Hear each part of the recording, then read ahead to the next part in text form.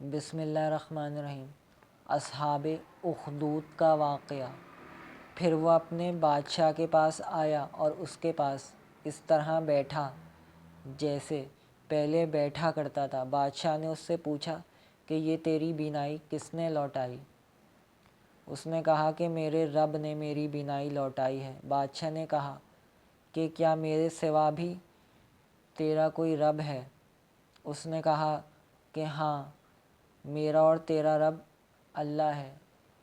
بادشاہ نے اس کو پکڑا اور اس کو برابر سزا دیتا رہا، یہاں تک کہ اس نے بادشاہ کو لڑکے کا پتہ بتا دیا۔ چنانچہ لڑکے کو لایا گیا۔ بادشاہ نے اس سے پوچھا کہ اے بیٹے، تم اپنے ساحر میں اس کمال کو پہنچ گئے ہو کہ پیدائشی اندھوں، برس کے مریضوں اور دوسرے لا علاج مریضوں کو ٹھیک کر دیتے ہو؟ لڑکے نے جواب دیا کہ میں کسی کو شفا نہیں دیتا، شفا تو اللہ تعالیٰ ہی دیتے ہیں۔ بادشاہ نے اس کو پکڑا اور برابر سزا دیتا رہا، حتیٰ کہ اس نے راہب کا پتہ بتا دیا۔ چنانچہ راہب کو لایا گیا اور اس سے کہا گیا کہ تو اپنے دین سے پھر جا۔ اس نے انکار کیا۔ بادشاہ نے آرا منگوایا اور اس کے سر کے بیچ میں رکھ کر اس کو چیر دیا۔ اس کے 2 ٹکڑے زمین پر گر پڑے۔ پھر بادشاہ کے اس مصاحب کو لایا گیا اور اس کو اپنے دین سے پھر جانے کا حکم دیا گیا۔ اس نے بھی انکار کیا۔ چنانچہ اس کے سر کے بیچ میں آرا رکھ کر اس کو چیر دیا گیا، جس سے اس کے دونوں حصے زمین پر گر پڑے۔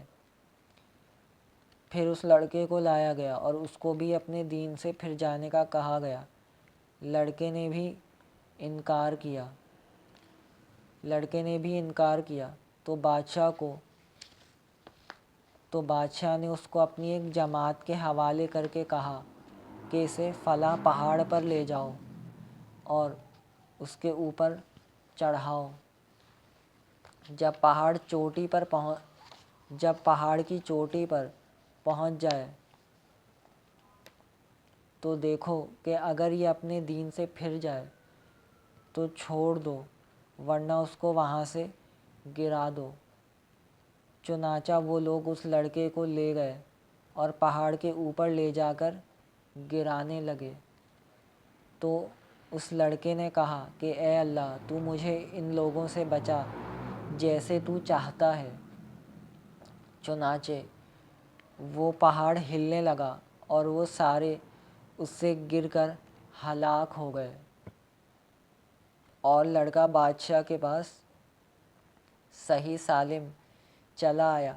بادشاہ نے اس سے ان لوگوں کے متعلق پوچھا کہ وہ کہاں رہ گئے۔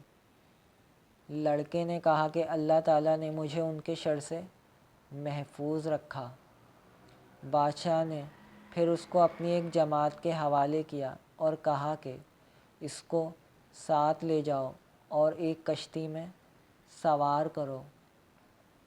پھر جب سمندر کے بیچ میں پہنچو تو دیکھو کہ اگر یہ اپنے دین سے باز آ جاتا ہے تو چھوڑ دو، ورنہ اس سمندر میں اس کو غرق کر دو۔ چنانچہ وہ لوگ اس کو ساتھ لے گئے۔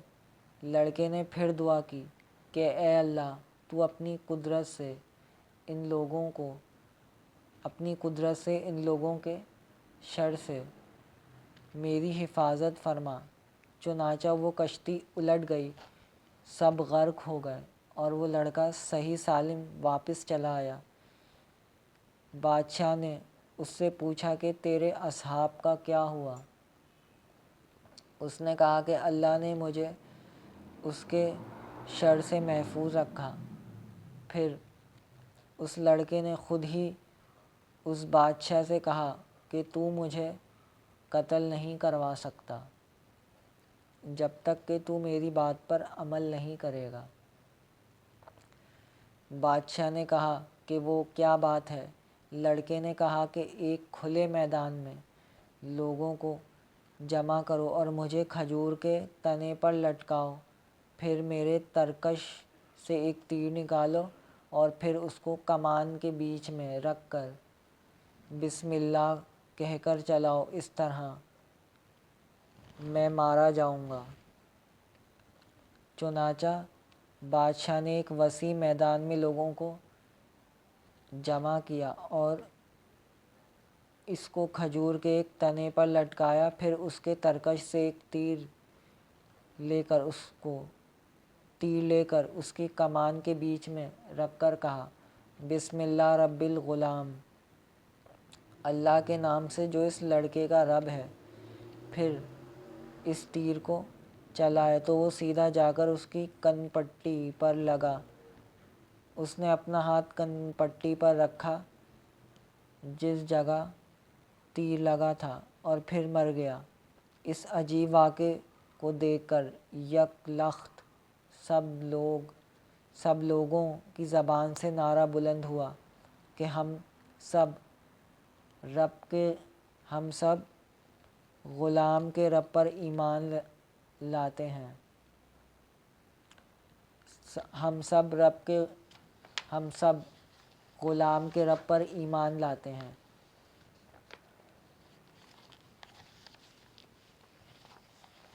ہم سب غلام کے رب پر ایمان لاتے ہیں۔ کسی نے بادشاہ کو جا کر بتایا کہ آپ کو جس چیز کا خطرہ تھا وہ واقع ہو گئی، لوگ ایمان لے آئے۔ بادشاہ بڑا پریشان ہوا اور ارکان سلطنت کے مشورے سے بڑی بڑی خندقیں آگ سے بھروا کر حکم دیا کہ جو شخص اپنے دین سے نہیں پھرے گا اس کو آگ میں جلا دیں گے۔ چنانچہ بہت سے آدمی جلائے گئے۔ اس دوران ایک عورت جس کی گود میں ایک بچہ تھا، اس کو آگ میں گرنے سے ذرا ہچکچاہٹ ہوئی تو چھوٹا سا بچہ بولا کہ اماں جان صبر کرو کیونکہ آپ حق پر ہیں۔ فوائد حدیث: معلوم ہوا کہ زمانے قدیم کے بادشاہ اپنی ذاتی مصلحتوں کے لیے ساحروں اور کاہنوں کی خدمات حاصل کیا کرتے تھے۔ سحر ایک حقیقت ہے جس کے باقاعدہ اصول و ضوابط موجود ہیں۔ جنگ و فساد کے موقع پر اپنی جان بچانے کے لیے جھوٹ بول دینا جائز ہے۔ اپنے عقائد و نظریات پر ثابت قدم رہنا چاہیے۔ اس حدیث سے یہ بھی ثابت ہوا کہ نیک مومن کی دعا ضرور قبول ہوتی ہے۔ بسا اوقات اہل ایمان آزمائش سے دوچار ہوتے ہیں اور دشمن کی طرف سے ان کو طرح طرح کی تکالیف پیش آتی ہیں۔ مومن کو اہل کفر سے بعض بغض و عداوت ہوا کرتی ہے۔ اللہ تعالیٰ اپنے دوستوں کی حفاظت بھی فرمایا کرتے ہیں اور دشمنوں کو ان کے تابع کر دیا کرتے ہیں۔ معلوم ہوا کہ اللہ کی راہ میں تکلیف آئے تو صبر سے کام لینا چاہیے۔ اس حدیث سے دعوت اللہ کی فضیلت بھی معلوم ہوئی اور یہ امر بھی ثابت ہوا کہ داعی کو اپنی دعوت کی کامیابی کے لیے اپنی عزیز ترین چیز قربان کر دینی چاہیے۔ بس آج کے لیے اتنا ہی۔